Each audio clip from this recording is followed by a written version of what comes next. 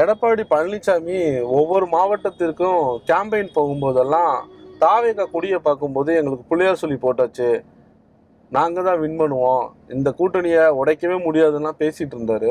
ஆனால் கடந்த ஒரு சில தினங்களுக்கு முன்பு தாவேகா மேல பயங்கரமான ஒரு குண்டுகள்லாம் வீசுறாரு.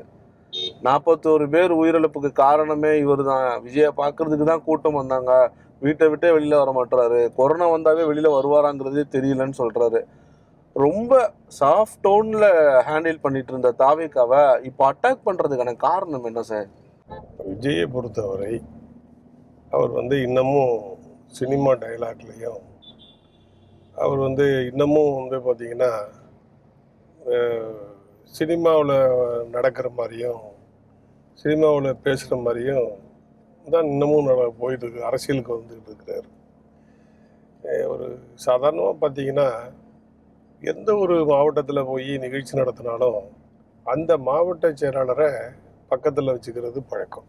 எந்த அரசியல்வாதியும் எந்த இடத்துலையும் எந்த தலைவரும் அதை கூட இவர் புறக்கணிக்கிறார் அப்படின்னு தான் மட்டும்தான் அப்படின்னு காட்டிக்கிறார் அப்படின்னு சொன்னால் அவருடைய சர்வாதிகாரத்தன்மை எப்படிப்பட்டது அப்படிங்கிறது நல்லா தெரிய வருது. இதான் அங்க இருக்கக்கூடிய மாவட்ட செயலாளர்களே கோவப்படல. இல்லை அவங்க மனசில் வச்சுருப்பாங்க, சொல்ல மாட்டாங்கல்ல. சொல்லக்கூடிய காலம் வரும்போது தான் சொல்லுவாங்க. ஒவ்வொன்றுலேயும் தாக்கம் இருக்கும், உடனடியாக காட்ட மாட்டாங்க, எதிர்பார்ப்பாங்க.